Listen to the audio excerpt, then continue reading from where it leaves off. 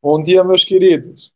Então, estou aqui gravando a primeira aula. Vocês foram escolhidos para ser as cobaias nessa primeira gravação. Peço desculpa se não ficar muito bom, porque eu não sou youtuber, né, cara? Fazer lá no quadro é bem mais fácil, né? O cara já faz isso há 10 anos, né? Mas agora aqui gravando o vídeo, é o meu primeiro vídeo, então se não ficar bom, eu peço desculpa, né? Mas mesmo se não ficar bom, vocês vão assistir igualmente, tá? Porque o conteúdo ali eu fiz com muito carinho, espero que vocês gostem, tudo bem? Então vou colocar a apresentação daqui a pouco, né? Antes eu quero ver como vocês estão. Sei que vocês não vão poder me dar um retorno, mas espero que todos estejam bem, né? Nós estamos aí na luta e esperamos que o, a gente consiga voltar logo para a sala de aula com segurança, que é o mais importante, tudo bem? Então, eu vou colocar aqui para a apresentação e a gente vai discutir um pouquinho. A gente vai trocar de assunto, tá? Agora a gente vai começar a óptica, né? O assunto do segundo ano ali, a continuidade do livro, né? Vou seguir a sequência do livro ali. É um assunto bem tranquilo, vocês vão ver que vão gostar, porque é um assunto que não tem tanta conta, então é mais tranquilo por isso aí. Beleza? Então vamos lá. Vamos ver se eu consigo mexer nessas coisas aqui. Apresentar agora, tela inteira.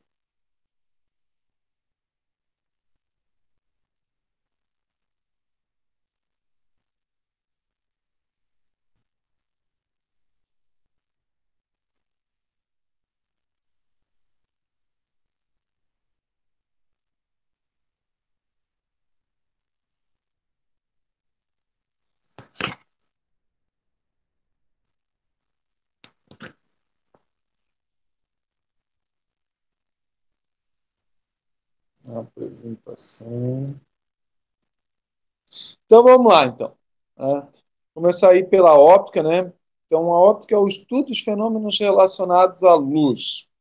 Então a gente vai estudar como que a luz se propaga, como que a gente consegue ver um objeto, por que que um objeto é azul, o outro é vermelho, né? Para mim é um pouco diferente, como eu sou daltônico, tudo é meio que a mesma cor, né? Mas para vocês que são normais, são os objetos têm cores diferentes, tá? Então a gente vai estudar como que isso acontece. Né? Então, primeiro, para começar a entender como que a gente consegue observar um objeto, a gente tem que entender o que é a luz, né? Então, a teoria mais aceita hoje é a dualidade onda-partícula. O que é essa dualidade onda-partícula? Tem hora que a luz pode ser uma onda, tem hora que ela pode ser uma partícula, depende do experimento.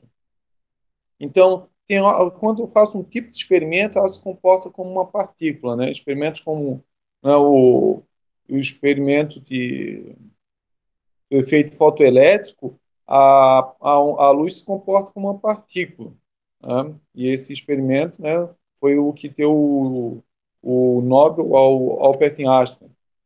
E só que outros experimentos, como os experimentos de duas fentas de Young, ela se comporta como uma onda, tá?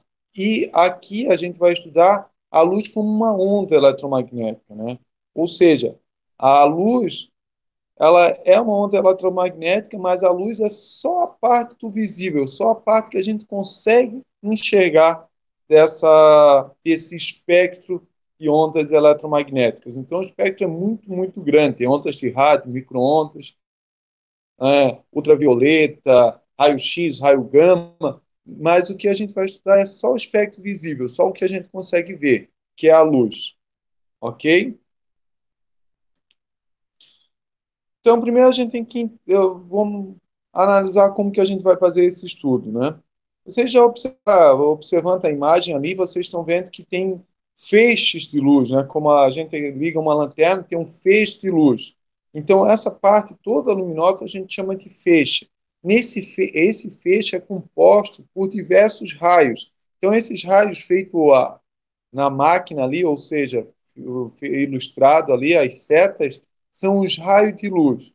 E toda a parte clara, né, é o feixe de luz. Tudo bem? Tá. A luz, ela precisa de alguns princípios de propagação. São basicamente três princípios da luz, né? Que são o que realmente acontece na natureza. Quando a gente observa, ela se comporta dessa maneira. O mais importante de todos é a propagação retilínea da luz. Então, a luz sempre se propaga numa linha reta. Claro que vão ter alguns casos, né, como ou a parte que a gente estuda mais na parte de relatividade geral, que é coisa lá do terceiro ano, a gente vai ver que a luz pode não obedecer esse comportamento. Mas não é a questão agora, tá? Nas questões normais, em meios homogêneos, ela sempre se propaga em linha reta. Então, vocês vão ver um raio de luz, ele vai se propagar em linha reta, tá? Uma outra coisa importante é a independência da luz. O que isso significa? Um raio de luz pode cruzar um com o outro e eles nem vão se notar, né? Um vai passar por dentro do outro, então depois eles vão continuar seus caminhos como eles nem tivessem sofrido, né, interação um com o outro. Por quê? Porque eles são independentes, ok? Então ali ó, pode ver que as cores se cruzam, mas no final elas se comportam da mesma maneira, né? A foto ali do meio, né? Posso apontar aqui para o mouse, ó. A foto aqui, ó. Vocês podem ver que a luz se propaga, passa um por dentro do outro, mas aqui como se nada tivesse acontecido, como essa interação aqui nem tivesse ocorrido, porque a luz tem uma independência. Outro efeito também importante da luz é a reversibilidade, ou seja, né, eu posso ver uma pessoa no espelho e essa pessoa vai me ver no espelho. Por quê? Porque o raio de luz, ele tanto pode ir, como ele pode voltar no caminho. Então, não importa, não tem um caminho certo para o raio de luz. Ele segue todos os caminhos possíveis. Ok? Então, vamos ver o que a gente tem no próximo slide aqui. Aqui a gente tem alguns exemplos de feixes, né? Aqui são três exemplos que nós temos, que são os que realmente tem. Podem ser convergentes, ou seja, os raios passam e vão convergir tudo para um ponto, né? Esse aqui é quem já fez, quem já brincou com lupa, né? Botar fogo em papel com lupa, é através de a lupa, ela converte os raios todos ao mesmo ponto, tá? Então, isso aqui é um feixe convergente. O Sol ou uma lâmpada, eles têm feixes divergentes. Por que divergentes? Porque os raios eles estão se afastando um do outro, eles estão indo cada vez mais longe um do outro. Então, nesse caso, os feixes são divergentes. E aqui a gente tem os feixes paralelos ou cilíndricos. Ou seja, eles seguem sempre o mesmo caminho. Isso é nesses holofotes potentes ou em lasers, tá? Tem esse comportamento. Então, eles só formam um cilindro, por isso que levam esse nome, né? Feixe cilíndrico ou feixes paralelos, porque seus raios estão sempre paralelos um ao outro, vão sempre um do ladinho do outro, tá? O que acontece, né? Um dos efeitos que acontece, né, principalmente por causa da propagação retilínea da luz, né, são as sombras e a penumbra. A sombra também é conhecida como umbra. Então, quando vocês escutarem sombra ou umbra, é a mesma coisa. Tranquilo? Sombra é a parte mais escura que vocês vão ver aqui, ó, região de sombra. Tá? Ou região de umbra é essa parte mais escura. E a região de penumbra é essa parte que não fica tão escura aqui na sombra. Tá? Por que tem momentos que acontecem a sombra e a penumbra e tem momentos que só acontece sombra? Isso depende da fonte, tá? Da onde está vindo essa luz. Essa fonte ela pode ser de dois tipos. Ela pode ser uma fonte pontiforme. Quando a fonte é pontiforme, ou seja, parece que essa luz está vindo tudo no mesmo ponto. Ela só vai formar uma região de sombra. Então, fonte pontiforme forma apenas sombra. E uma fonte extensa de luz, né? Então, esses raios vêm de vários pontos, formam uma região de sombra e uma região de penumbra. Então, fontes extensas formam regiões de sombra e penumbra. Ah, professor, mas o Sol, ele é uma fonte extensa ou uma fonte pontiforme? Aí pode depender, tá? Dependendo da tua sombra. Você pode ter uma sombra, né? Quando eu observo a minha sombra do Sol, eu só observo a sombra, tá? Mas quando um eclipse, né? E existe uma região de sombra e penumbra. Então, dependendo, o Sol pode ser considerado uma fonte pontiforme ou uma fonte extensa, porque o que define isso é se forma sombra, é pontiforme. Se forma sombra e penumbra, é uma fonte extensa. Ok? Aqui embaixo é legal porque, por causa da propagação retilínea da luz, né, a gente consegue medir, né, uma regra de triângulos, a gente consegue medir a altura de prédios ou das pirâmides, né, sem precisar subir até lá em cima, observando apenas a sombra, né? Isso a gente faz com uma relação de triângulos, tá? Uma regrinha de três, né? Uma relação de triângulos a gente consegue resolver tranquilamente exercícios dessa coisa, desse tipo aqui, tá? Até vai ter um exercício na lista que eu vou passar para vocês resolverem exercícios usando a propagação retilínea da luz, tá? E como faz isso? É relação de triângulos ou regrinha de três. Agora vamos falar um pouquinho de eclipse, tá? O eclipse, por mais que vocês achem, mas o eclipse é só porque é bonito. Não, o eclipse ajudou muito a ciência, né? Até tem relatos que Aristóteles, o primeiro pensamento dele, né, que a Terra era redonda, né, não plana, né, foi a partir de um eclipse, quando ele observou a sombra da Terra na Lua, né, que é nesse caso aqui, ó, na figura abaixo, né, vocês podem ver que a sombra da Terra na Lua é uma sombra em forma de esfera, né, forma de uma circunferência aqui, né? Então, uma forma de uma esfera. Então, ele foi a primeira ideia que ele, né, teve de que a Terra era uma esfera, né? Isso há 4 ou 5 séculos antes de Cristo. Então, há quase 2.500, 2.400, 2.500 anos atrás, a gente já tinha a noção que a Terra era redonda, era uma esfera, ok?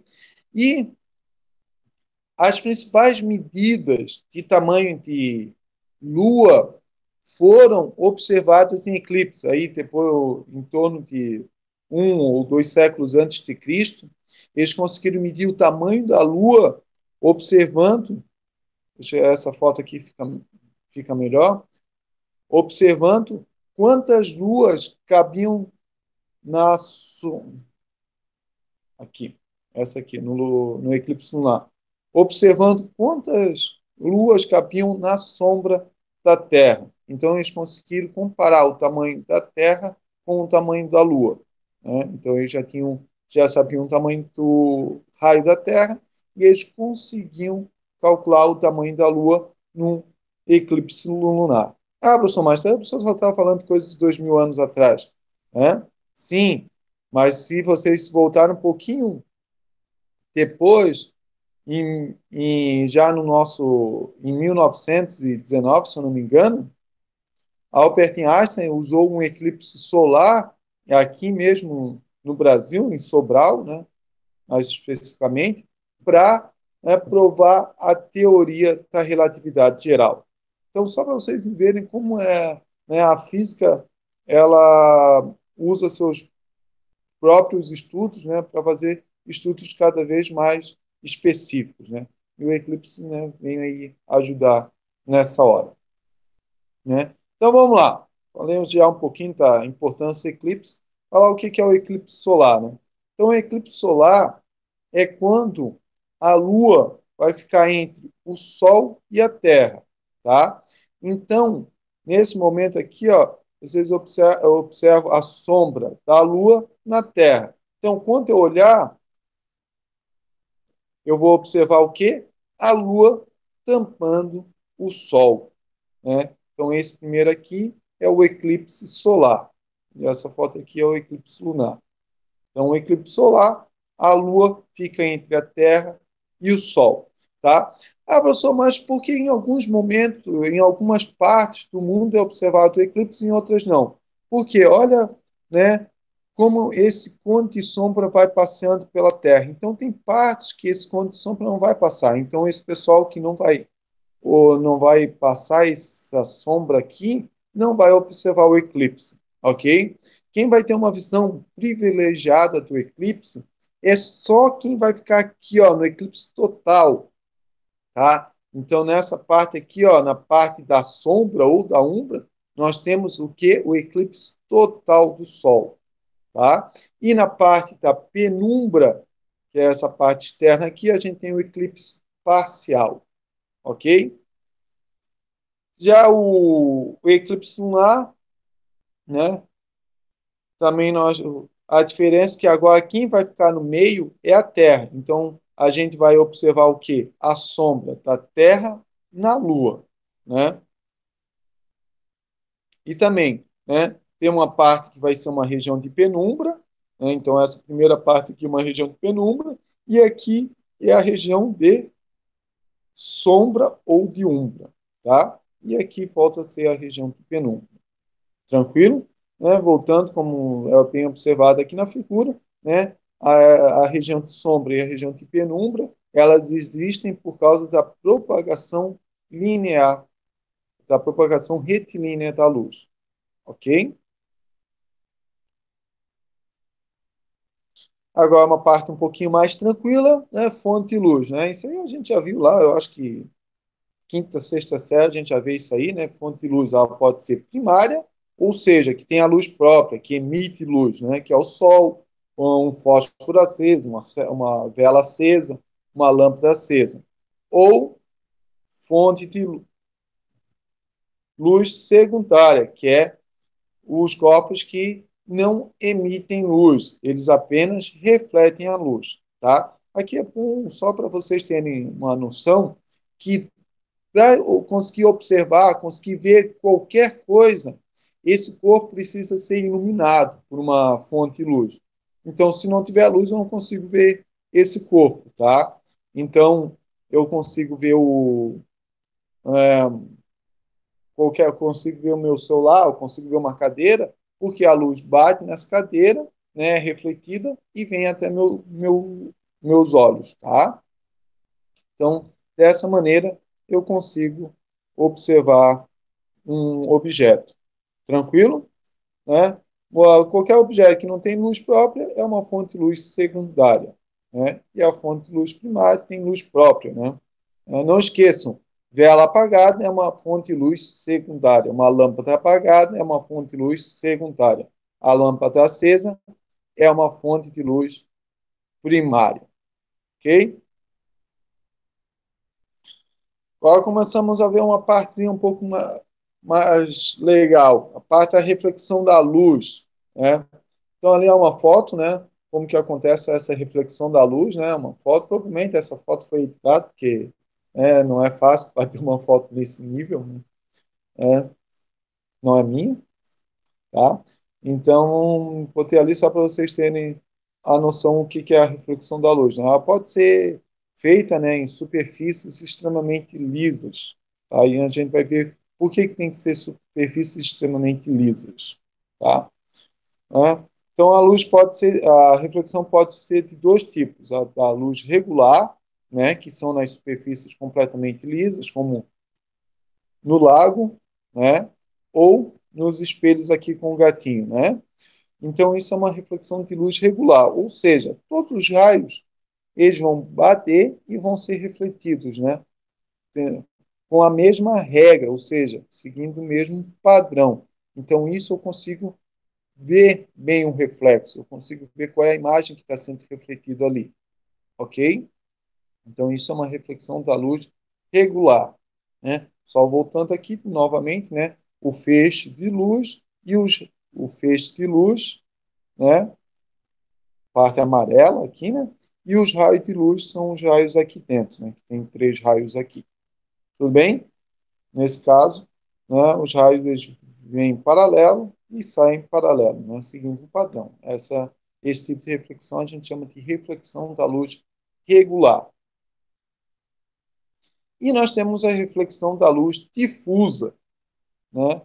Ou seja, em superfícies que não são planas, ou seja, são rugosas, cada raio de luz vai bater num certo ponto aqui, ó, e vai ser refletido para uma determinada direção, não formando uma imagem, né?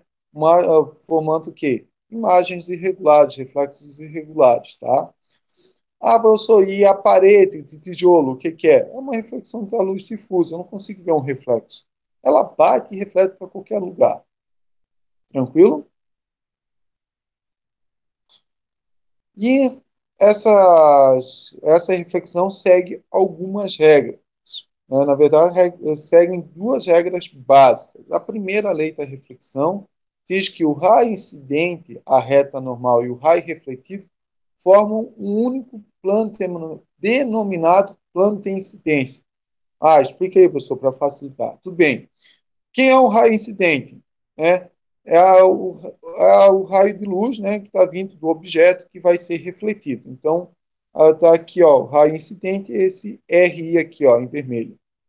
Está vindo, bateu na minha superfície plana, tá? E o raio foi refletido, que é esse raio que saiu aqui, ó, tá? E quem faltou, né? Então a gente já viu o raio incidente, o raio refletido, e quem faltou é a normal. A normal a gente já viu lá no primeiro ano, o que é normal. Normal é uma reta perpendicular à superfície. Então aqui a minha superfície, pode ser um espelho, tá? Esse anormal é sempre perpendicular, ou seja, forma um ângulo de 90 graus com essa superfície. Então, o que que essa primeira lei diz? Que esse raio incidente, a reta normal e o raio refletido estão todos no mesmo plano, que estão nesse plano aqui atrás, né, que está aqui desenhadinho aqui, ó. Então aqui tem um plano. E essas 3 retas, né, os 2 raios e a reta normal estão sempre no mesmo plano. Tranquilo? E o próximo aqui, ó, é a segunda lei da reflexão. Diz que o ângulo de reflexão R entre o raio refletido e a reta normal N tem a mesma medida do ângulo de incidência. Ou seja, o que que esse ângulo de incidência é o ângulo da normal com o raio incidente aqui, ó, esse ângulozinho aqui, ó, tranquilo? E quem é o ângulo de reflexão R? É esse raio aqui, ó, entre a reta normal e o raio refletido. Eles são o quê? Eles são sempre iguais. Ou seja, o raio de incidência é igual ao raio de reflexão. Agora a gente vai ver um pouquinho de espelhos, né? A gente já viu como funciona a reflexão, agora a gente vai ver os espelhos. Os espelhos eles podem ser de 3 tipos, né? Os espelhos planos, que é esse primeirinho aqui, ó, o reflexo do cachorrinho, né?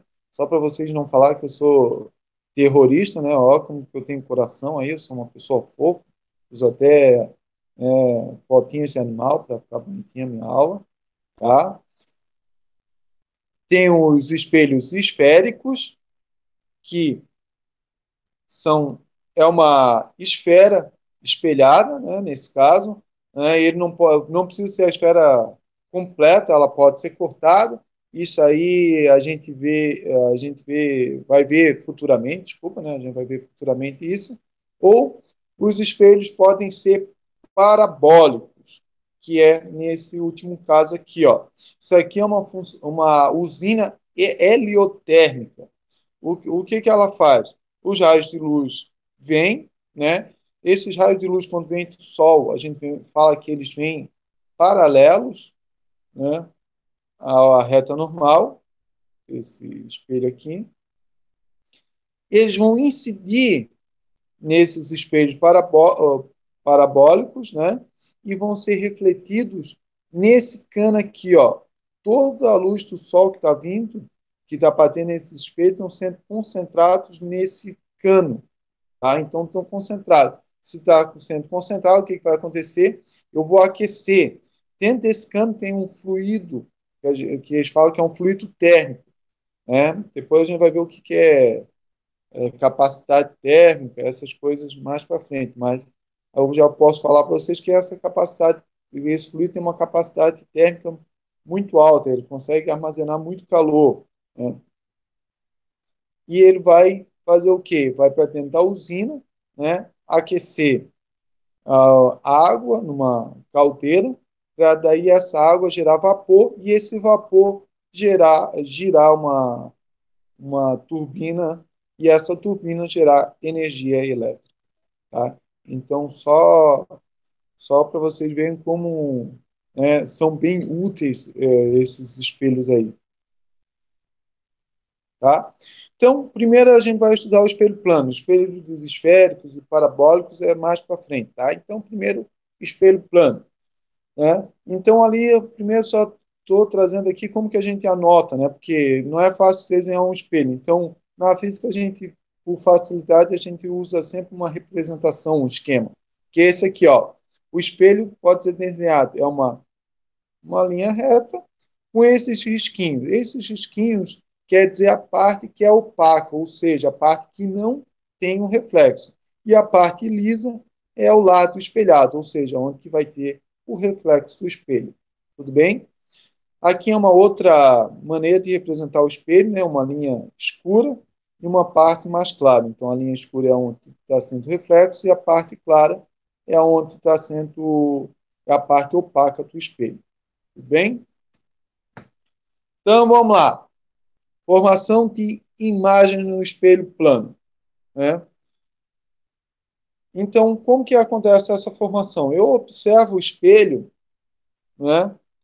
Vamos pegar aqui esse objeto. A luz sai desse objeto, bate no espelho e vem no meu olho. Como a tendência, né, da luz é sempre propagar em linha reta, a nossa cabeça também vai achar que ela está fazendo o quê? Propaganda em linha reta. Então, onde que eu vou observar a minha imagem? Eu vou observar a minha imagem aqui atrás desse espelho, tá? E tem algumas regrinhas, né? A essa distância entre o objeto e o espelho vai ser a mesma distância que o espelho e a imagem. Ou seja, aqui, ó, a distância entre o objeto e o espelho, que a gente vai chamar de O, vai ser igual à distância entre a imagem e o espelho, que a gente chamou de I. Ou seja, O igual a I. Tá? Essas imagens, se observar aqui, ó, elas também têm o mesmo tamanho, né? Então, o objeto e a imagem têm o mesmo tamanho. E a terceira característica, né, as imagens são enantiomorfas. Depois vocês procuram o que é essa palavra complicada aí no dicionário, tá? Mas eu deixei um espacinho para explicar o que é as imagens enantiomorfas, tá? Então, essas imagens enantiomorfas são imagens idênticas, tá? Mas ela é invertida lateralmente, tudo bem? Ou invertida horizontalmente, como aqui, ó. A gente está vendo aqui, ó, o F de física, né? Aqui é o objeto, quando a gente vê no espelho, ele é invertido, ok? A parte que está mais próxima do espelho, né? Ela continua mais próxima aqui, por isso que a imagem aparece o quê? Invertida. Tranquilo?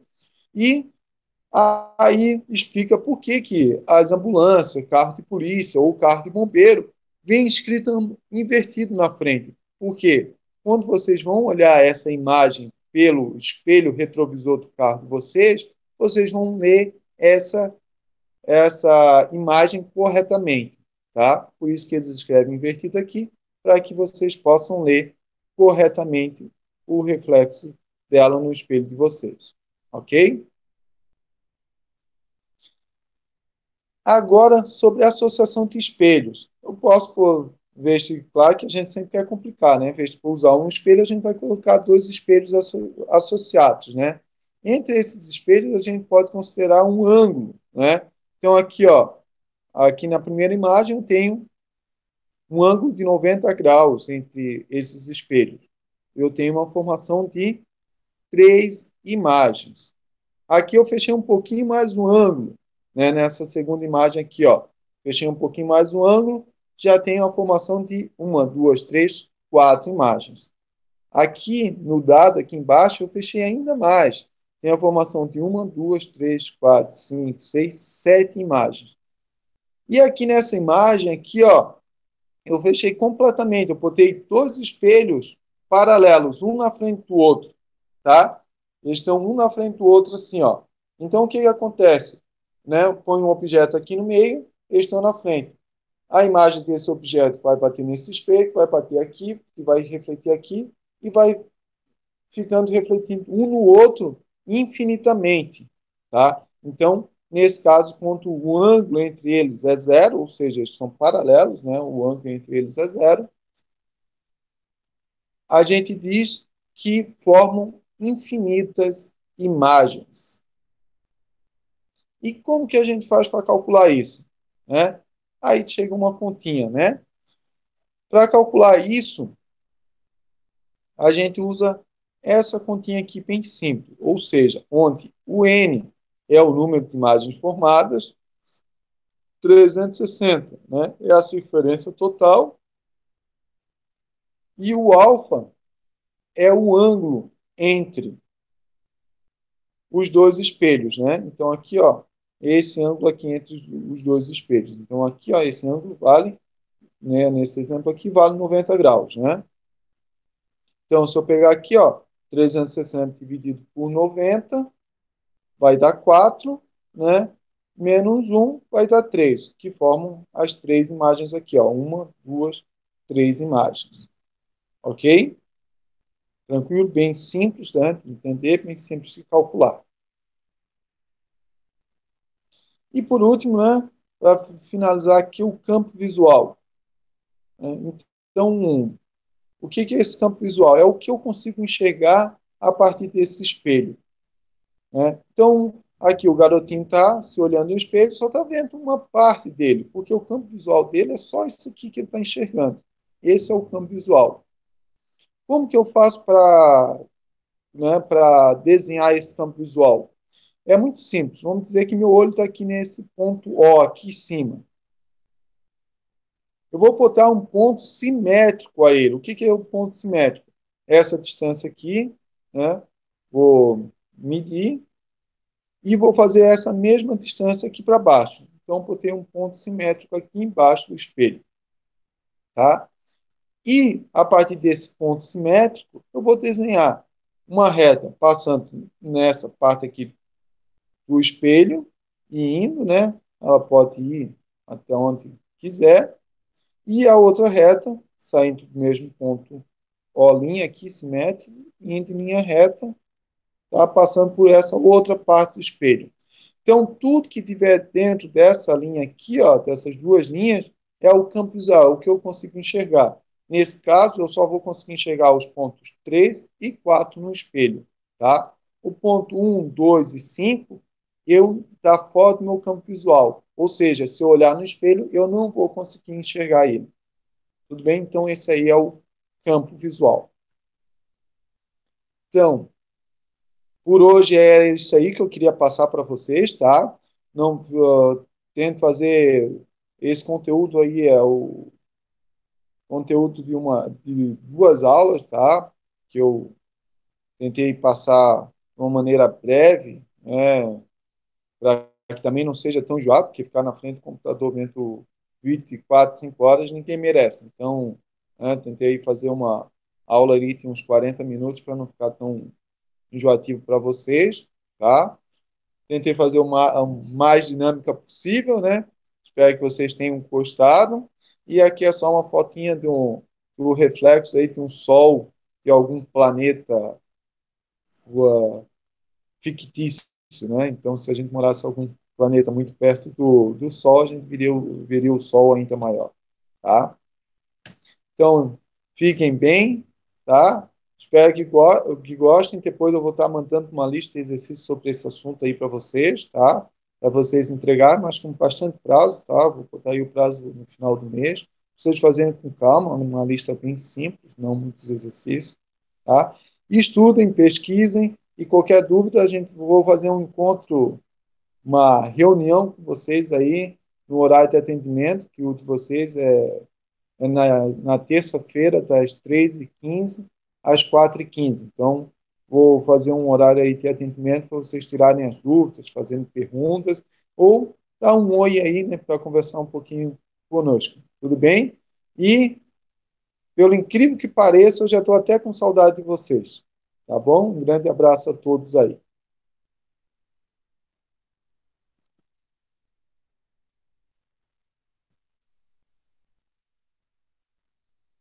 Eu vou parar de gravar.